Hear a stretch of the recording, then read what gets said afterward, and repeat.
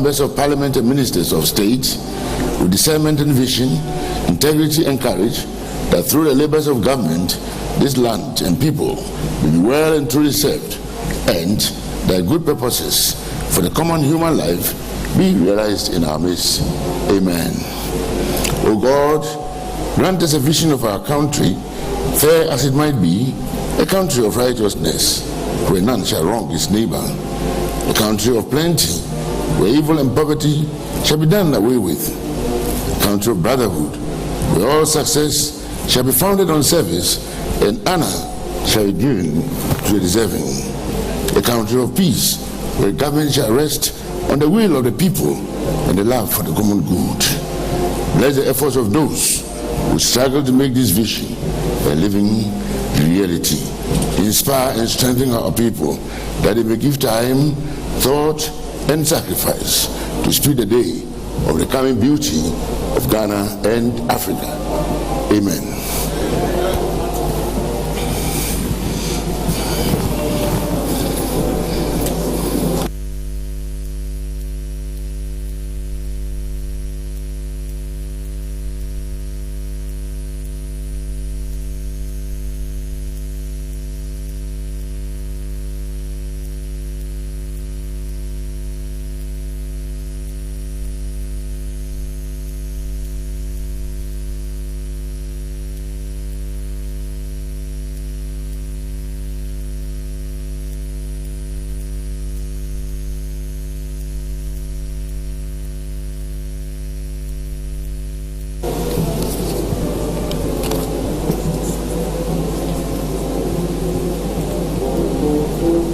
Order. May I invite the Honorable Majority Leader and the Honorable Minority Leader to please join me to receive His Excellency, the President, at the lobby.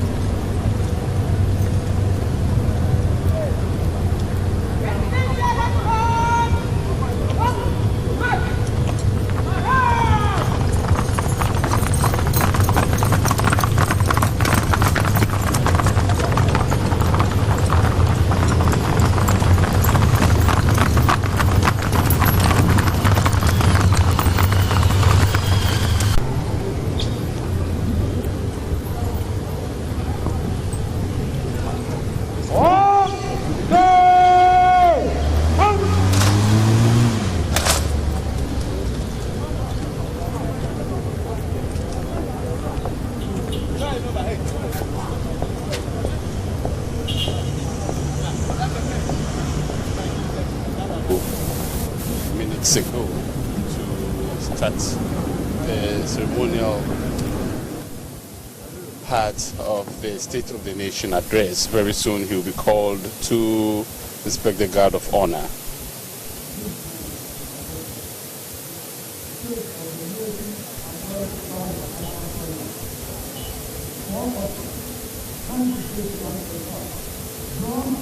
President, after having been elected again after the 2020 elections, which came off on the 7th of December 2020, will be delivering his final State of the Nation address for his first term in office today, Tuesday, the 5th day of January, the year 2021. President Nana Addo Dankwa Akufo-Addo currently makes his way to inspect the guard of honor, and he is in a few minutes expected to deliver his last State of the Nation address for his first term in office. Of course, a few days ago, in a statement from the Public Affairs Directorate here at the House of Parliament, they indicated that attendance will be strictly by invitation due to COVID-19 restrictions, and indeed the security here has been very tight, and the number of people present here, unlike on previous occasions, has been heavily restricted. And unlike on previous occasions when the address was delivered in the Chamber of Parliament, there is a makeshift chamber here today where the address will be delivered in a few minutes by the President of the Republic, Nana Addo Dankwa Akufo-Addo. Now, the presentation of the State of the Nation address, of course, we all know, is in line with Article 67 of the 1992 Constitution, which states that the President shall, at the beginning of each session of Parliament and before a dissolution of Parliament, deliver to Parliament a message on the state of the nation. And we are aware that, also tomorrow, midnight of the 6th of January, the 7th Parliament will be dissolved. Of course, the President has just inspected the guard of honor and will soon make his way inside the makeshift Chamber of Parliament, where the MPs are all currently seated for the State of the Nation address to be delivered.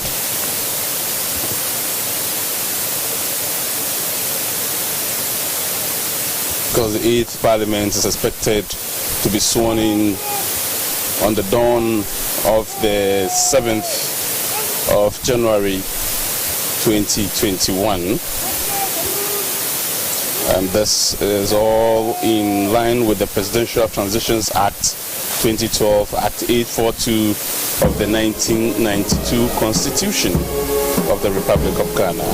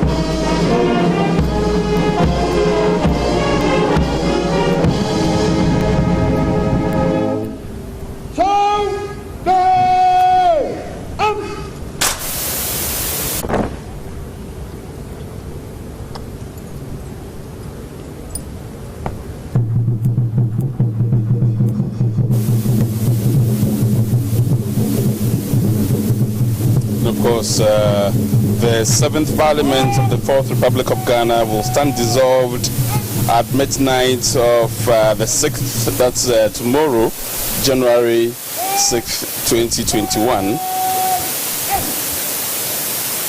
And of course, Parliament, mindful of the provisions in the Presidential Transition Act 2012 Act 845 and the 1992 Constitution has outlined programs to mark the various activities that will lead to the dissolution of the 7th Parliament and the inauguration of the 8th Parliament to facilitate the swearing in of the President-elect of the Republic of Ghana.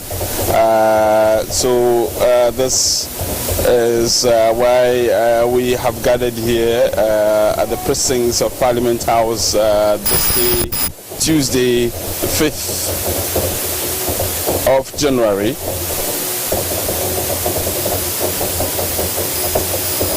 Of course, the final message on the State of the Nation address to be delivered in Parliament by His Excellency the President Nana Addo Dankwa Akufo-Addo in accordance with Article 6.7 of the 1992 Constitution, and he has just finished with the ceremonial part of this event and has just stepped into the makeshift chamber of Parliament. Just by way of information, previous State of the Nation addresses were delivered in the Chamber of Parliament, somehow due to COVID-19 restrictions.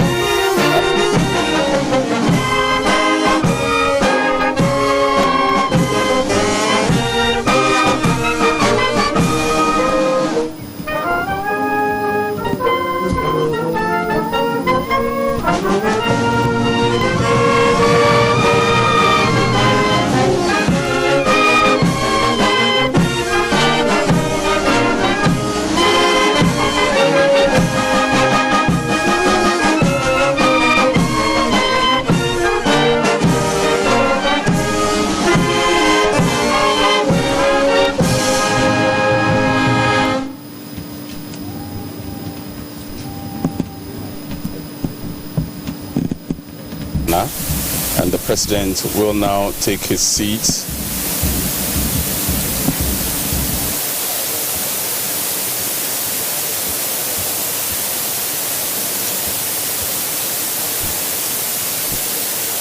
Last time the Parliament was dissolved was in 2017, 6th January, and before then, on the 5th of January, former President John Dramani Mahama also delivered his last State of the Nation address in line with the Constitution, the 1992 Constitution of Ghana, ahead of the dissolution of the 6th Parliament of the Republic of Ghana. And today we are witnessing a similar event here where the President will deliver his last State of the Nation address for his first term in office, as preparations are made to dissolve the 7th Parliament and to inaugurate the 8th Parliament of the Republic of Ghana. And that is in line and in accordance with provisions in the 1992 Constitution. Mrs. Rebecca Akufo-Addo. Honorable members, other honorable guests, honored guests include His Excellency, the Vice President of the Republic, Dr. Mahamudu Bawumia, and his wife, Mrs. Samira Bawumia. His Lordship, the Chief Justice, Justice Enini Yeboah, Chief Justice of the Republic, and other justices of the Superior Courts of Ghana. Madam Phyllis Ofori, spouse of the Chief Justice. Other honored guests include the former President of the Republic, His Excellency John Agyekum Kufuor, Nana Otuo-Serebour II, Omahene of Dwabi, Chairman of the Council of State, and members of the Council of State. Chief of Staff at the Presidency, Mrs. Akosua Frima Osei Opare, Honorable. Senior Minister Honorable Yao Osafo Maafo, Honorable Hackman Owusu Ajiman, Member of the Parliamentary Service Board, spouse of former Vice President Hajia Ramatu Mahama, the Dean and members of the Diplomatic Corps, traditional and religious leaders, distinguished members. We also have leaders of political parties, the Honorable Freddie Blay, Chairman of the NPP, Mr. John Buedu, General Secretary of the NPP, eminent citizens of our country. We welcome all of you. And now, I respectfully invite the President of the Republic, Nana Dankwa Akufo-Addo, to deliver his message on the state of the nation. Your Excellency, you may please address the nation.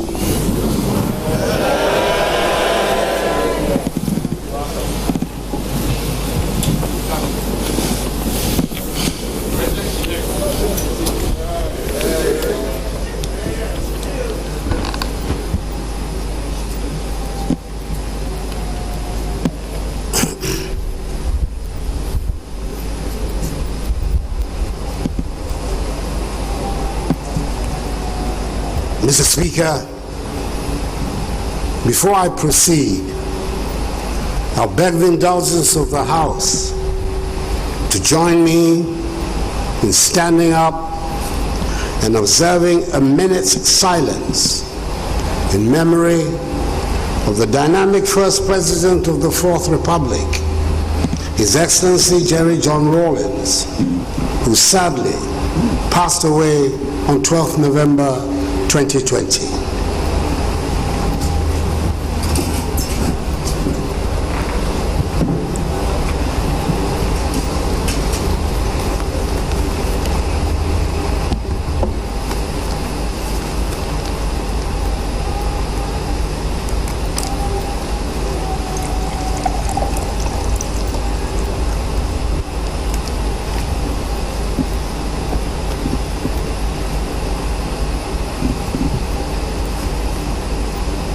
May his soul rest in perfect peace in the bosom of the Lord until the last day of the resurrection, when we shall all meet again. Amen.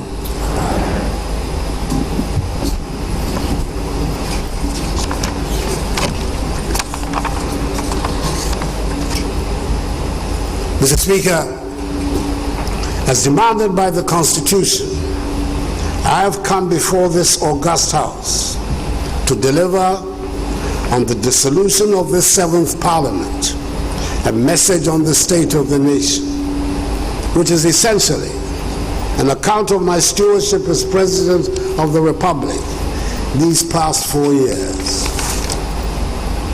On 7th December 2016, the good people of Ghana went to the polls and honored me and my party, the New Patriotic Party, by voting us into office. We were given a clear and unequivocal mandate with decisive victories in the presidential and parliamentary elections.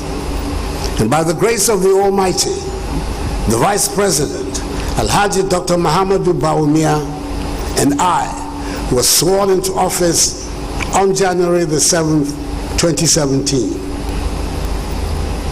We had presented to the people of Ghana during the campaign a clear plan of how we intended to grow and transform the economy. Speaker, we thought we knew that we would face a difficult situation, but when we took a good look, we were still taken back by the state of the economy we inherited. An economy with severe macroeconomic instability, weak growth, a troubling financial sector, low investor confidence, and significant structural bottlenecks. The basic facts of our unhappy inheritance are well documented. 15.4% rate of inflation, a 9.3% fiscal deficit, 32% rate of interest, a 3.4% rate of GDP growth, the lowest in 2 decades, all under an IMF-sponsored bailout program. We set to work quickly, and I'm glad to say that we've been able to stabilize the economy, exit satisfactorily the IMF program, and restore confidence in the economy. At the end of 2019, the economy was characterized by strong growth in response to implementation of government flagship programs, single-digit inflation, reduced fiscal deficits with 3 consecutive years of primary surpluses, relatively stable exchange rate, significant improvement in the current account with 3 consecutive years of trade surpluses, strong foreign exchange reserve buffers, and markedly reduced lending rates. The global pandemic of COVID-19 threatened to derail the progress chalked over the first 3 years of my administration. Its impact has led to the revision in GDP growth for 2020 from 6.8% to 0.9% and later to 1.9% to reflect significant slowdown in economic activities as a consequence of the effects of COVID-19 on lives and livelihoods. The proactive decisions taken by government to fight the pandemic, as well as revitalize and transform the economy with the 100 billion CD Ghana Cares or Batampa program, anchors bright prospects for the medium term. Government will continue to implement prudent fiscal measures to quicken the pace of fiscal consolidation. And in March this year, the Minister for Finance will come to this august house to provide further details on the measures to be taken to restore our country back to the path of economic recovery. Mr. Speaker, government in 4 years has recorded a number of significant milestones in our quest to formalize and modernize the Ghanaian economy. We believe it is the fairest and fastest way to achieve our goals. The National Identity Card rollout, the National Digital Property Addressing System, the interoperability of mobile money transactions, the introduction of the paperless operations at the port, e-business registration system, and access to digital financial services are all part of the drive to formalize our economy and enhance its productivity. For years, there had been unhappiness and sometimes agitation on the subject of the geographic delineation of regions in the country. In the particular case of what was to become the OT region, their demand for a new region stretched back to more than 60 years. We decided that we needed to resolve these matters to be able to bring governance nearer to the people. The constitutional processes for the creation of new regions was put in place, and after the petitions and stakeholder consultations, the people in the identified areas have the opportunity to vote in historic referenda. There were overwhelming approvals for the yes vote in the referenda held in 47 districts across 4 existing regions. This led to the creation of 6 new regions, and we now have 16 instead of the 10 regions that existed at the start of my administration. 4 years ago, it sounded recklessly optimistic, but free SHS and free TVET are now entrenched parts of our educational setup.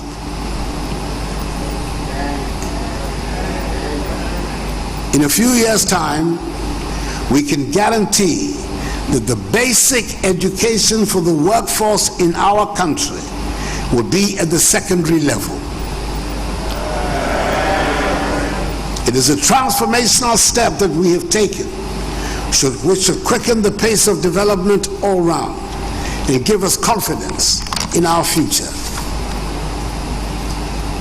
In 2017, it appeared to some like the same old refrain when we said farmers and agriculture would get the highest priority.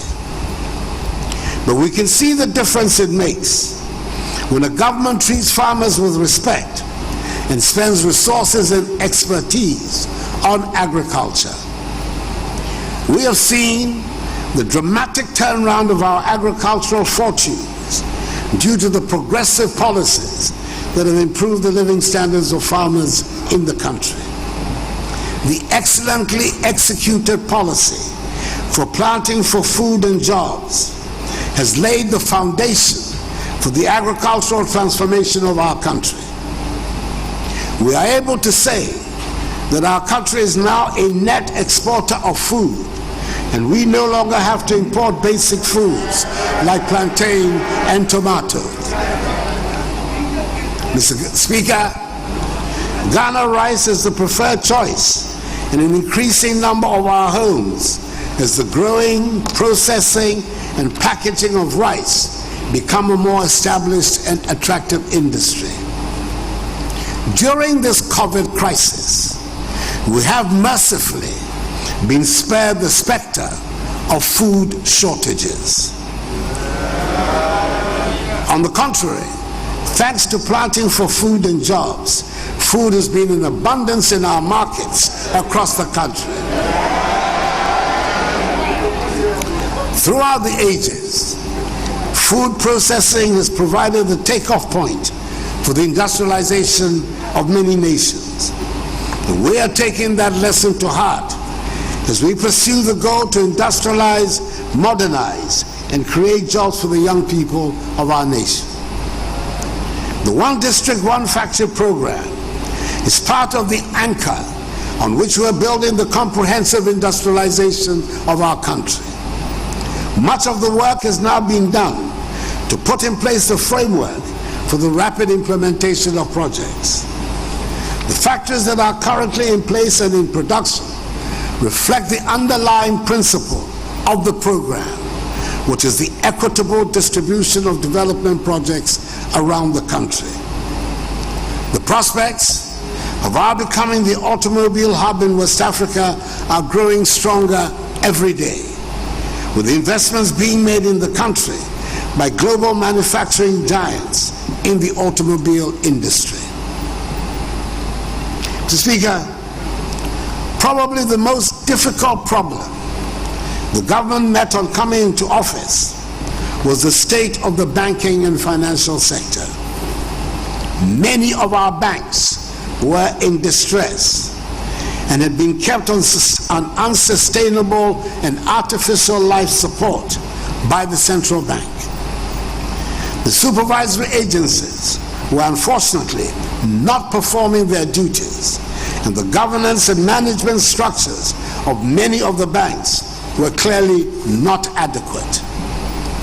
If truth be told, many of our finance houses were running what can only be called glorified Ponzi schemes, and had lured many depositors into these schemes.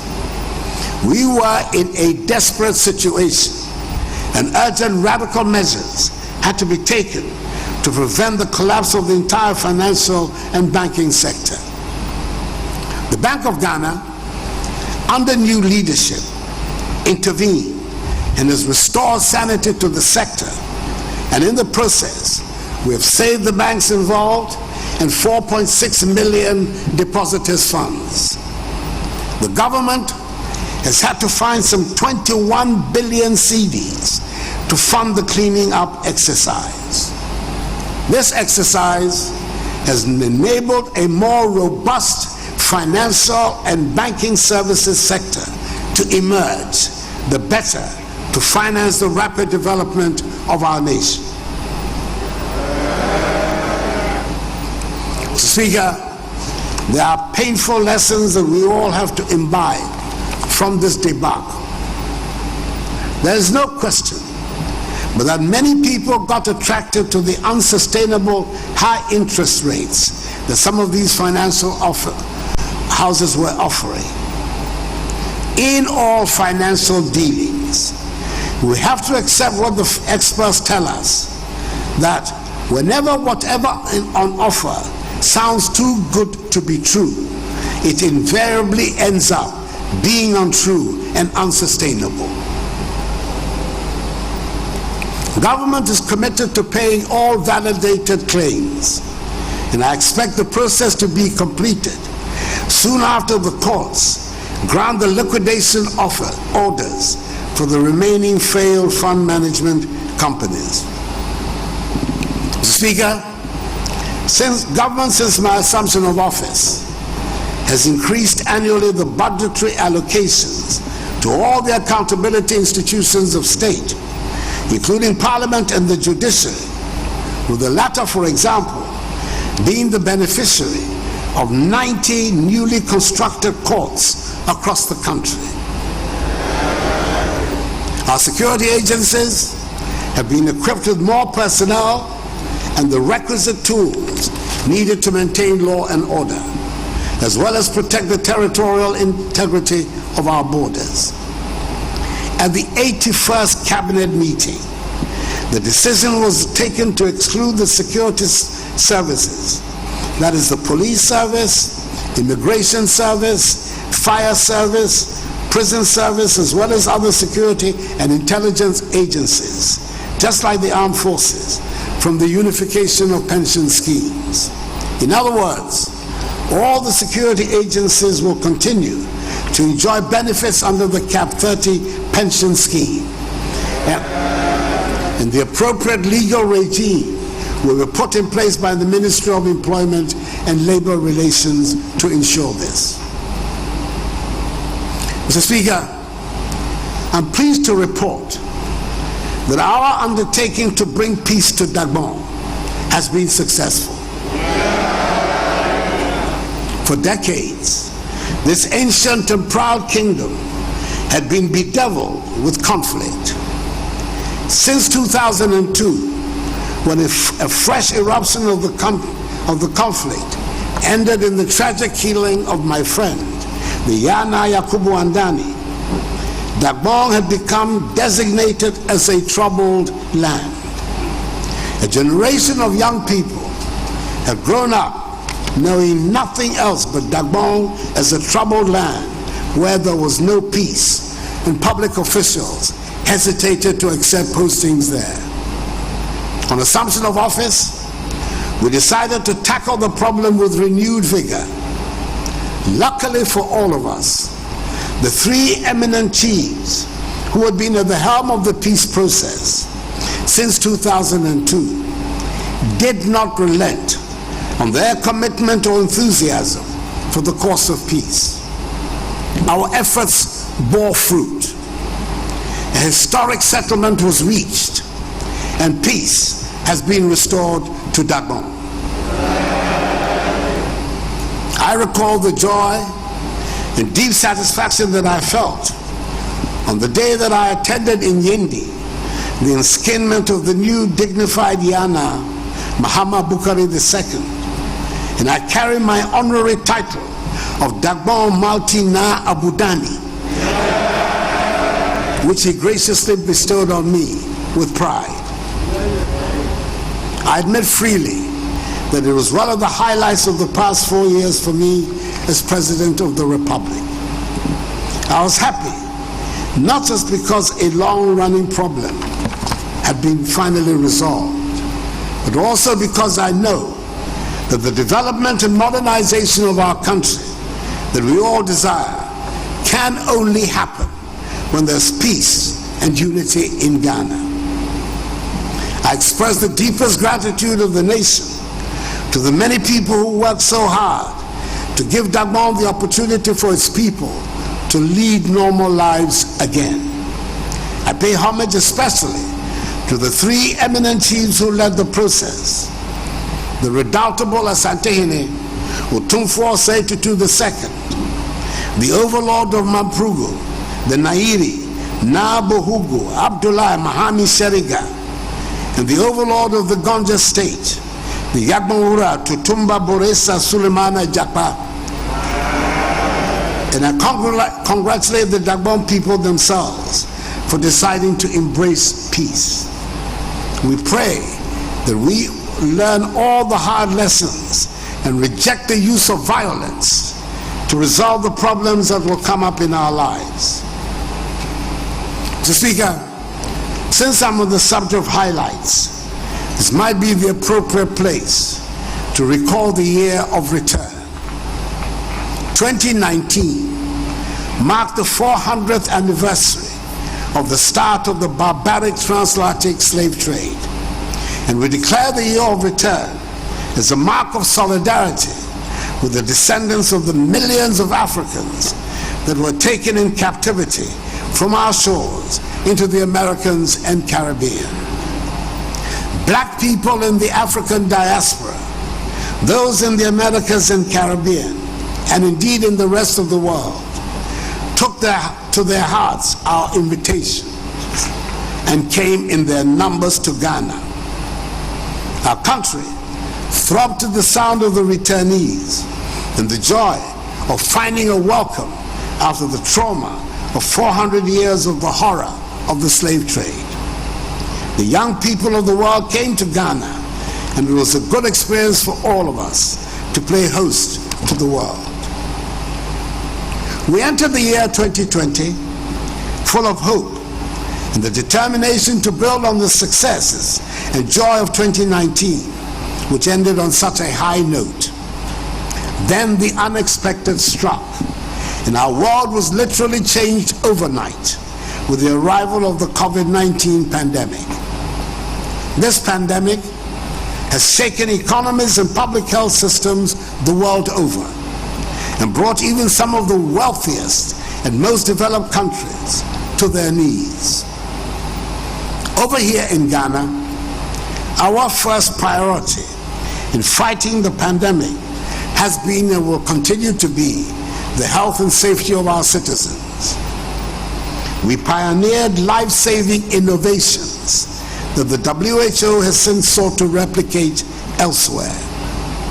Our success thus far is a testament to the tireless work of our researchers, scientists, advisors, public health managers, frontline health care workers, hospital staff, contact tracers, and so many others who have dedicated themselves to the fight to keep Ghanaians safe. Our nation is deeply indebted to them. Prior to the onset of the pandemic on our shores, government had succeeded in restoring the highly indebted National Health Insurance Scheme inherited in January 2017 back to rude health. Some 95,000 health workers were recruited into the public health sector, and we ensured that each constituency now has a well-equipped, functioning ambulance. COVID-19 has presented us with the opportunity to resolve some long-standing problems in the health sector. We have taken steps to resolve the problem of infrastructure deficit in the healthcare system once and for all, with the inception of Agenda 111 and the start of the building of hospitals around the country. We are upgrading district hospitals where they exist and establishing new ones where they do not. We're also investing in our next generation of Ghanaian doctors and nurses. Throughout the period, I have tried to keep the Ghanaian people informed with regular broadcasts so we all know what is going on. This has led to the phrase fellow Ghanaians attaining a new status, as Ghanaians brought their famed ingenuity to find relief in the doom of the devastation being wreaked by the pandemic. Our artists and designers have brought their expertise to bring unexpected relief We're wearing the fellow Ghanaians, and this too shall pass fabric with pride and the knowledge that we're able to find something positive out of the darkest events. I've had a team of dedicated Ghanaian professionals formed into a task force who have been advising me throughout the crisis, and I'm extremely appreciative of them and all those who have risen to the occasion and helped us to cope with the crisis. I'm using this opportunity to again remind all of us that the pandemic is still with us, and we have to maintain the protocols to keep us safe. Mr. Speaker, these past 4 years it has been a joy and a great privilege to serve our nation as president. There were many moments of great satisfaction, some moments of frustration, and some moments of disappointment. That is not saying anything special. That is life, and I did not expect that everything the government tries to do would have universal acceptance. There is one subject, though, which I believe we, the people, need to have an open conversation, and that is the phenomenon of galamsey. Should we allow or not allow galamsey? The illegal mining that leads to the pollution of our water bodies and the devastation of our landscape. As I have said often, the Almighty having blessed us with considerable deposits of precious minerals, there would always be mining in Ghana. Indeed, there has always been mining in Ghana. The problem we have is the use of modern technology that leads to the illegal mining methods, posing serious dangers to our water bodies and the health of our environment. The pollution of our rivers and water resources has been so acute on occasion that the Ghana Water Company is unable to afford the distilling of water to make for safe drinking. We have to talk about galamsey. We who are leaders owe it to the country to take the subject out of the party political arena and have an honest conversation about this menace to our future. Mr. Speaker, by dint of hard work, we have ensured that presently our country's reputation amongst the Community of Nations is high. For the first time in our history, Ghana has been honored by her peers with the privilege of playing host to a Pan-African institution, the Secretariat of the African Continental Free Trade Area, AFCFTA. One of the most momentous developments in the modern history of our continent. I've also been honored to follow in the footsteps of my predecessor presidents, specifically their excellencies Jerry John Rawlings, John Agyekum Kufuor, and John Dramani Mahama, with my appointment as chairperson of the Authority of Heads of State and Government of the Economic Community of West African States, ECOWAS. I'm aware of the enormity of the task ahead, and I assure the community that I'll discharge my duties to the best of my abilities. Mr. Speaker, I would like to say a special thank you to the members of this august House, to the members of this 7th Parliament in our 4th Republic. I speak as someone who has served 3 terms in this House, and I can safely say that this 7th Parliament has been the busiest ever and arguably the most productive in the history of our country. You have passed almost 50 pieces of legislative instruments. The acts have been wide-ranging in scope and reach. We finally have the Right to Information Act. We have an Office of Special Prosecutor Act. The Ghana Integrated Aluminum Development Corporation Act, the Ghana Integrated Iron and Steel Development Act, the Witness Protection Act, the Lands Act, the Historic Private Members Bill, and lots more. In many ways, you have helped transform Ghana, and you have every right collectively to be proud of the work you have done. Speaker, the next Parliament is not going to be anything like this one that ends today. I do not suggest that the House might not be as busy, but the sitting arrangements, the source and decibel levels of sound from the House would certainly be different. The good people of Ghana have spoken and given Parliament an almost equal strength on both sides of the House. We have no choice but to work with the consequences of the desires of the people. The House would have to be more accommodating of each other's views and probably devise new ways of conducting its affairs in the interest of the good governance of our people. I am thankful to the Ghanaian people and to the Almighty that I have been given a clear mandate to govern the country for 4 more years, and thereby given the opportunity to complete tasks, consolidate some of the far-reaching measures we have introduced, and initiate further changes and adjustments to policies and practices.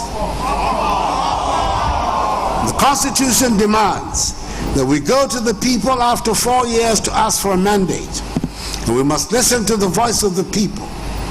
I said during the election campaign, and it is my firm and passionate view, that I should only be president in a fairly conducted election, which I believe in all sincerity the election of 7th December was.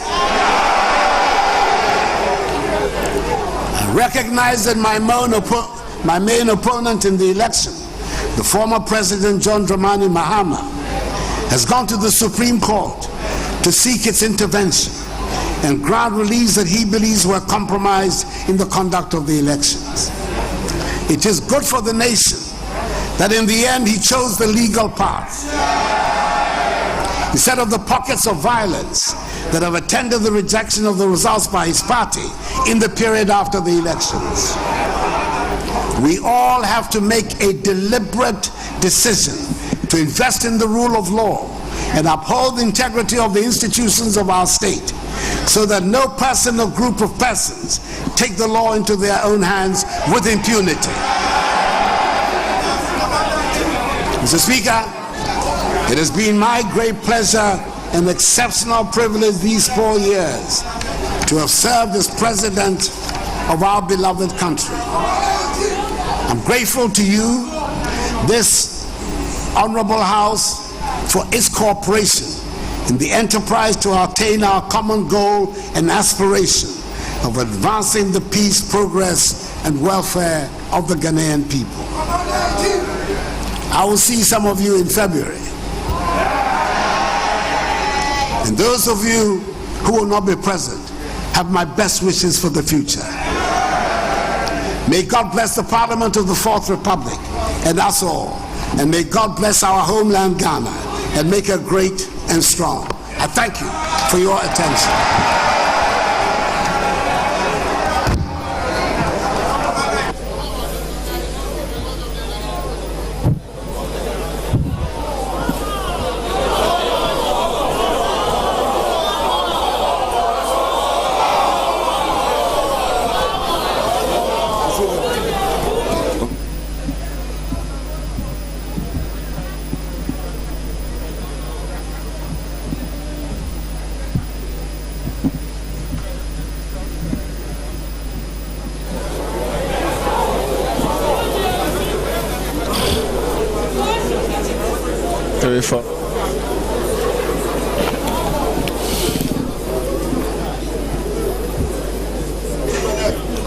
Honorable members, in accordance with Standing Order 58, I wish to convey to His Excellency the President the gratitude of this Honorable House. I seize this opportunity to express our appreciation to the Ghana Armed Forces, the various security agencies, and our own internal security for their services which have ensured the smooth success of this function. Honorable members, again, in accordance with our practice, A formal communication will be sent to His Excellency the President after the House has debated this message. The full debate on the message will commence at a time to be determined by the Business Committee.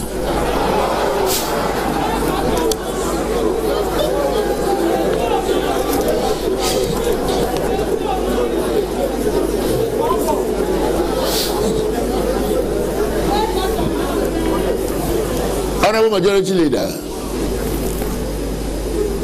if I may ask for any indication at this time.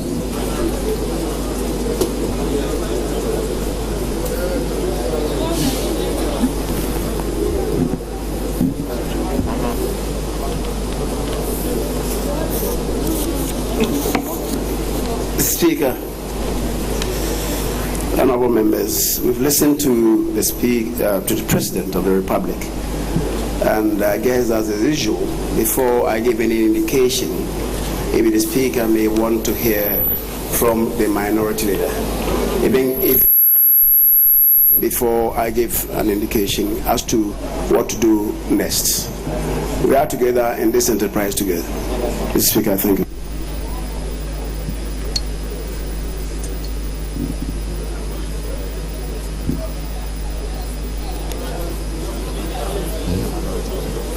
Honorable Minority Leader.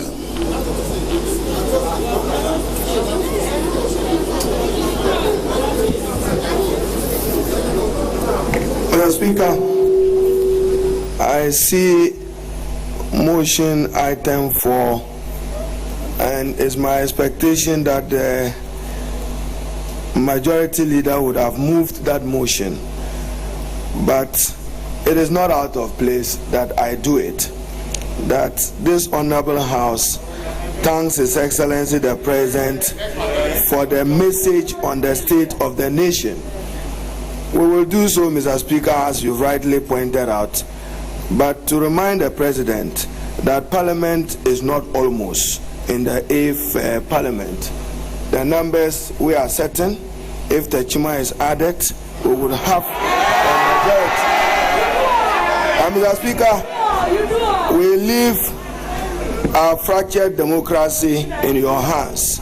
Conspicuously lost in your speech is the loss of lives in Techima and other parts of Ghana. We have an economy which is hugely debt-driven. We have a bag of corn selling for 200 Ghana in Tamale, yet the economy in Ghana is doing well. We will thank you. We will thank you for serving Ghana well. I will not open the debate today.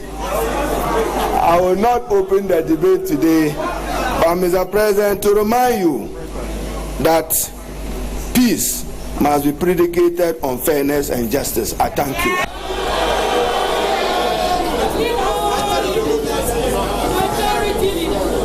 Honorable Minority Leader, did I respectfully hear you seconding a motion for adjournment?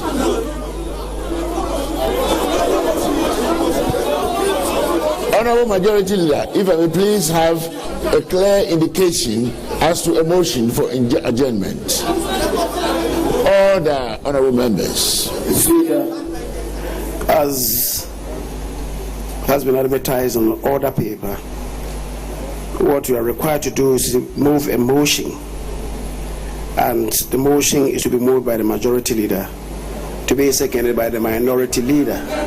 Mr. Speaker, what I raise by way of preliminary observation is that if there are any indications, the Minority Leader will be called on first before any indications could also be given by the Majority Leader, as is the practice in the House. But Mr. Speaker, the President has provided under Article 67 of the Constitution has come to deliver to Parliament a message on the state of the nation. The state of the nation as he met it, and the measures he as President of the Republic has instituted to improve the lot of Ghanaians and indeed develop the country as a whole.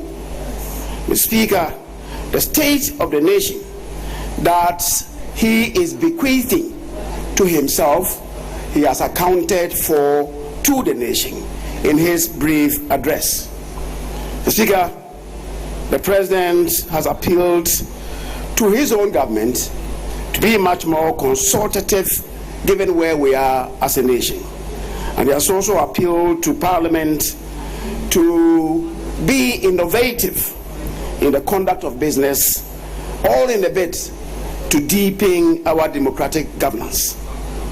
So, Speaker, normally when the President delivers his message on the state of the nation, the Parliament sets aside a date and indeed periods to pore through the content of the debate.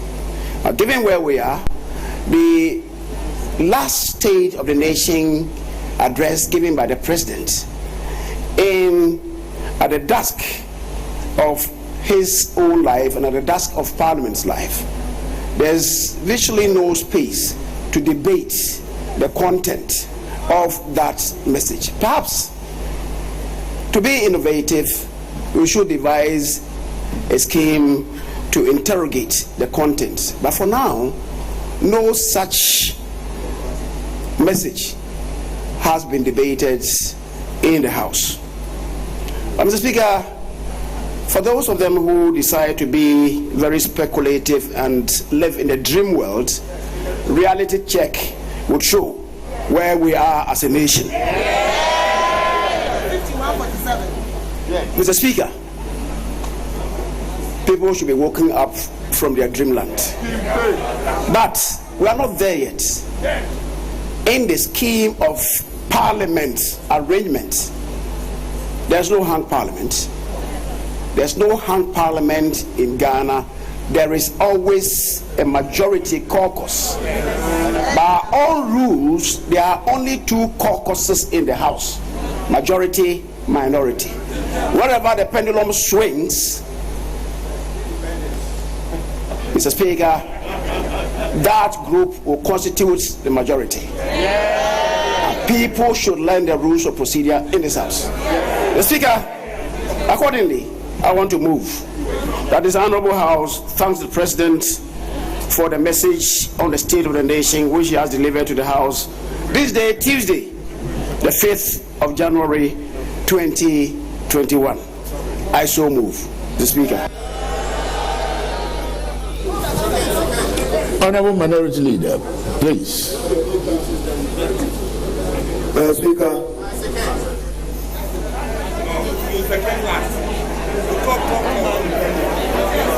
Mr. Speaker, I beg to second the motion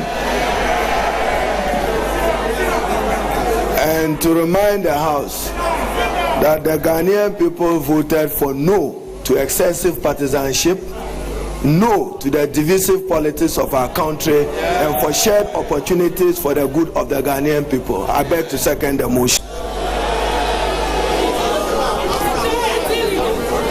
Honorable members, the motion to congratulate His Excellency the President for his brilliant address to us here this morning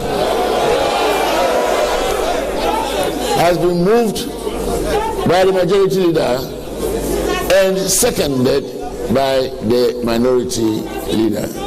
All those in favor say aye. Those against say no. The ayes have it. Honorable Majority Leader, any further indication at this time? Speaker, having listened to the President of the Republic, and as usual, and as dictated by convention and practices of this House, Speaker, you may adjourn proceedings for the day. Thank you. Thank you very much, Honorable Majority Leader. Yes, Honorable Minority Leader. Mr. Speaker, we are in your good hands. Thank you. The motion for adjournment has been moved and duly seconded. All those in favor say aye. Those against say no. The ayes have it.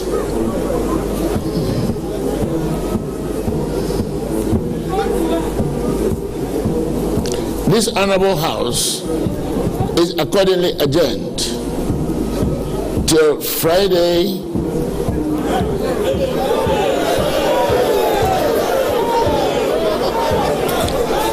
till tomorrow, 10 o'clock in the forenoon.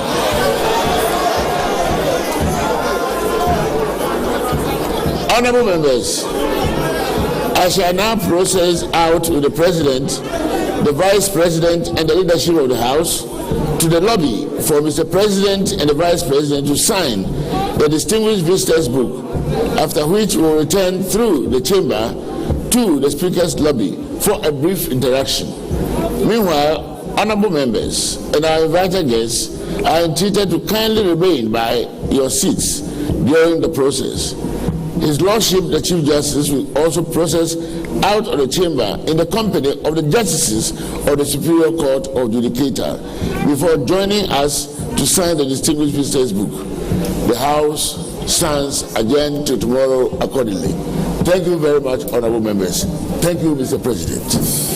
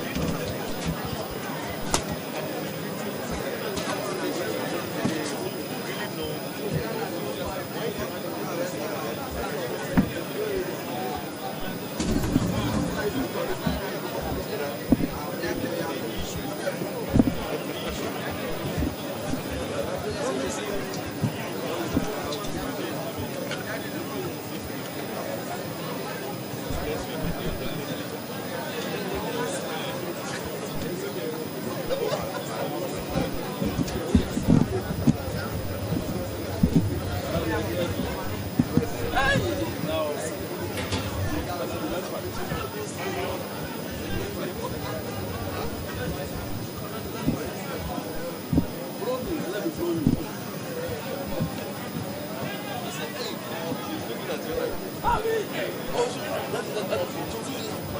fight. Let's fight.